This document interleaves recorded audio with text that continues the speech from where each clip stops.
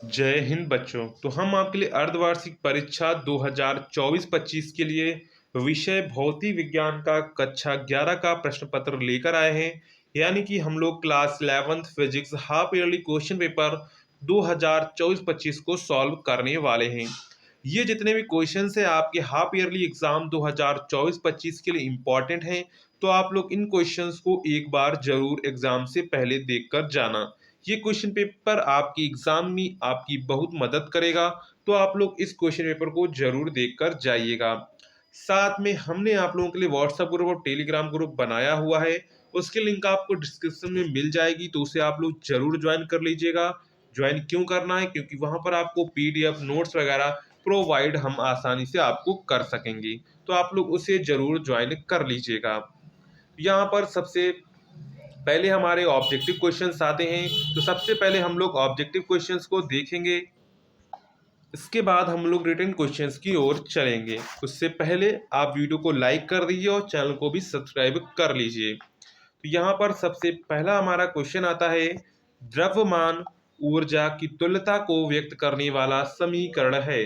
तो द्रव्यमान ऊर्जा की तुल्यता को व्यक्त करने वाला समीकरण कौन सा है? E बराबर एम सी स्क्वायर। क्या है? E बराबर एम सी स्क्वायर है। तो यहाँ पर इससे आंसर कौन सा मैच कर रहा है? तो इससे आंसर आपका मैच कर रहा है E बराबर एम सी स्क्वायर, यानी कि ऑप्शन नंबर सी आपका यहाँ पर करेक्ट हो जाएगा। E बराबर एम सी स्क्वायर। नेक्स्ट है विमीय सूत्र M L square T minus two द्वारा व्यक्त भौतिक राशि है। तो ये किसका विमीय सूत्र है? M L square T minus two बल, पृष्ठ तनाव, बल आघूर्ण, प्रत्यास्थता गुणांक। तो ये किसका सूत्र है? तो ये आपका बल आघूर्ण का सूत्र है। तो यहाँ पर इसका राइट आंसर क्या हो जाएगा? यहाँ पर इसका राइट आंसर हो जाएगा बल आघूर्ण। क्या हो जाएगा? बल आघूर्ण। नेक्स्ट है प्रक्षेप पथ के उच्चतम बिंदु पर वेग एवं त्वरण के बीच कोण होता है।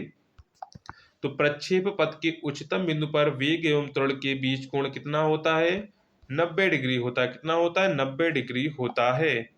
तो यहाँ पर इसके हिसाब से आपका सही जवाब क्या हो जाएगा? तो ऑप्शन नंबर सी आपका जो है 90 डिग्री करेक्ट हो जाएगा। नेक्स्ट है निम्नलिखित में से कौन सा घर्षण बल अधिकतम है? तो कौन सा घर्षण बल अधिकतम है? तो सबसे जो अधिकतम घर्षण बल होता है वो होता है आपका सीमांत घर्षण। कौन सा होता है? सीमांत घर्षण बल। तो यहाँ पर इसका राइट आंसर क्या हो जाएगा? तो इसका राइट आंसर आपका हो जाएगा यहाँ पर ऑप्शन डी सीमांत घर्षण। क्या हो जाएगा? सीमांत घर्षण। ऑप्शन नंबर आपका डी करेक्ट हो जाएगा। नेक्स्ट है सार्वत्रिक गुरुत्वाकर्षण नियतांक का सही विमीय सूत्र है। यानी कि कैपिटल जी का हमको विमीय सूत्र बताना है। तो कैपिटल जी का विमीय सूत्र क्या होता है? एन की पावर -1 एल क्यूब टी की पावर -2 ये होता है इसका विमीय सूत्र। तो इसका विमीय सूत्र किससे मैच कर रहा है? तो अगर हम लोग देखें तो इसका विमीय सूत्र किससे मैच कर रहा है? तो m की पावर -1 एल क्यूब टी की पावर -2 ऑप्शन बी आपका मैच कर रहा है। तो यहाँ पर ऑप्शन नंबर आपका क्या करेक्ट हो जाएगा? तो यहाँ पर ऑप्शन नंबर आपका जो करेक्ट हो जाएगा वो ऑप्शन बी m की पावर -1 एल क्यूब टी की पावर -2। वेग परिवर्तन की दर को कहते हैं। तो वेग परिवर्तन की दर को क्या कहते हैं? तो वेग परिवर्तन की दर को हम लोग कहते हैं त्वरण। क्या कहते हैं? त्वरण कहते हैं। वेग परिवर्तन की दर को क्या कहते हैं? तो वेग परिवर्तन की दर को हम लोग त्वरण कहते हैं। तो यहाँ पर ऑप्शन नंबर आपका जो है बी करेक्ट हो जाएगा। क्या करेक्ट हो जाएगा? ऑप्शन बी त्वरण। नेक्स्ट है खंड बा, जिसमें हमारे अब रिटन क्वेश्चंस आपसे पूछे जाएंगे। तो यहाँ पर रिटन क्वेश्चंस आपके सबसे पहला रिटन क्वेश्चन है, प्रस्तुत त्रुटि से क्या अभिप्राय है? नेक्स्ट क्वेश्चन आपका है सदिश योग का त्रिभुज नियम लिखिए। सबसे पहला है प्रस्तुत त्रुटि से क्या अभिप्राय है? सदिश योग का त्रिभुज नियम लिखिए।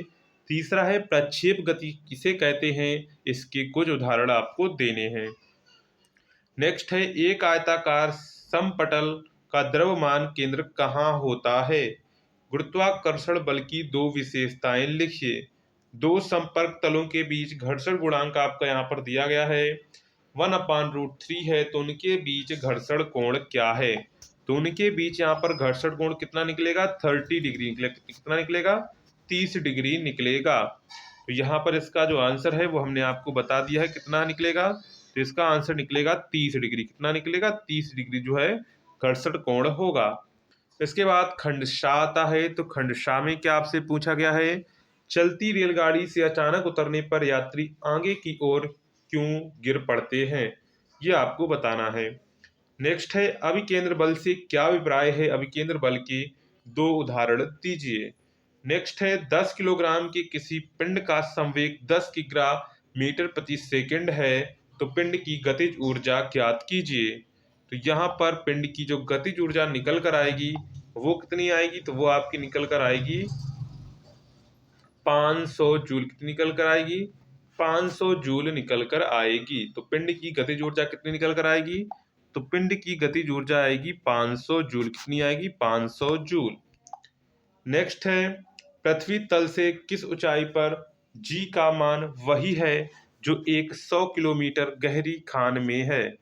तो कितनी, तो पृथ्वी तल से किस ऊंचाई पर होगा? तो पृथ्वी तल से 50 किलोमीटर की ऊंचाई पर होगा। जी का मान वही होगा जो 100 किलोमीटर गहरी खान में होगा। तो यहाँ पर आंसर क्या होगा? 50 किलोमीटर। इसके बाद खंड दा क्वेश्चन आता है, जिसमें हमसे पहला क्वेश्चन पूछा गया है जड़त्व आघूर्ण की परिभाषा बल आघूर्ण तथा कोणीय त्वरण के पदों में लिखिए। यानी कि जड़त्व आघूर्ण की परिभाषा तो आपको लिखनी है, लेकिन उसको किसके पदों में लिखना है वो भी देख लीजिए। किसके पदों में कह रहा है? उसको आपको बल आघूर्ण तथा कोणीय त्वरण के पदों में लिखना है। नेक्स्ट है पलायन वेग से क्या तात्पर्य है? पृथ्वी तल पर पलायन वेग का मान लिखिए। नेक्स्ट है दाब P बराबर P B minus X square upon A T, जहाँ x दूरी t समय तथा a v नियतांक है, तो नियतांकों a एवं b की विमाएं ज्ञात कीजिए। तो यहाँ पर आपको विमाएं ज्ञात करनी है। धनात्मक तथा ऋणात्मक त्वरण को उदाहरण द्वारा समझाइए। इसके बाद है सीमांत घर्षण का नियम लिखिए। ये आपको क्वेश्चंस पूछे गए हैं क्वेश्चन नंबर 4 में। इसके बाद क्वेश्चन नंबर 5 आता है। क्वेश्चन नंबर 5 में क्या कह रहा है? मूल मात्रक किसे कहते हैं? मापन की अस्थायी प्रणाली से क्या अभिप्राय है? इसे तर्कसंगत मापन प्रणाली क्यों कहते हैं, ये आपको बताना है। नेक्स्ट है इसी में खा क्वेश्चन, यदि एक वृत्त की त्रिज्या मापने में 1.5% की त्रुटि होती है तो उसको क्षेत्रफल ज्ञात करने में अधिकतम कितने प्रतिशत की त्रुटि कितनी होगी? ये आपको यहाँ पर त्रुटि का सवाल दिया गया है। नेक्स्ट है यदि ए वेक्टर बराबर 3i प्लस वाई कैप तथा B vector equal to 12i minus के 5j है, जहां तथा क्रमशः यहाँ पर x तथा y अक्ष की दिशाओं में एकांक सदिश हैं तथा a तथा b क्या है? a तथा जो a वेक्टर तथा b जो है वो x अक्ष और y अक्ष की दिशाओं में एकांक सदिश हैं। तो सदिश a का आपको परिमाण बताना है और a डॉट b का मान बताना है। इसका a vector dot b vector का मान बताना है।